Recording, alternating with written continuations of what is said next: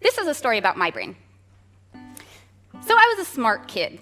By 18 months, I was speaking in full sentences. By 3rd grade, I was scoring post-high school on standardized tests. I had, as all my teachers agreed, so much potential. I was also struggling. I didn't have any friends. I was easily overwhelmed. I spaced out in class. I lost things constantly.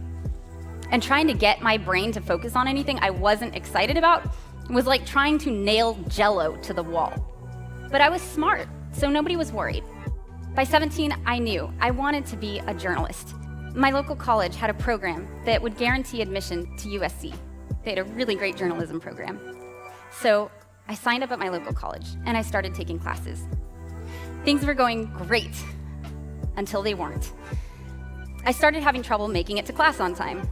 I aced a statistics course, but I forgot to sign up in time, so I never got the credit. I took classes so I could help my boyfriend with his career, but I completely lost sight of mine. I never made it to USC.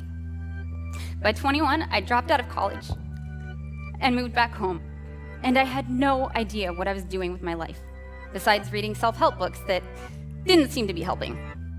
What happened to all that potential? Was I not trying? No. I worked harder than anyone I knew. I didn't even have time for friends. I was that busy. I had potential, though, so my failure was clearly my fault. I just hadn't done what I needed to do to reach it, and honestly, I was tired of trying, putting more effort into life than everyone else, and falling farther and farther behind. At this point, I could have given up on myself. I could have decided that everyone who thought I had potential was wrong. But I didn't, because I knew that it was my behavior that had gotten me here. And behavior is affected by the brain, and my brain has ADHD. So what happened? How did I reach my potential? I learned about my brain, my ADHD brain, both on my own and by connecting with others who have it. If you judge a fish by its ability to climb a tree, it will live its whole life believing it is stupid.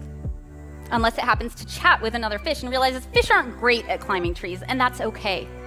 There's plenty of ocean. If you spend all your time trying to get a fish to be able to climb a tree, you'll never see how far it can swim. It turns out I can be me and still be successful. I just had to find my ocean.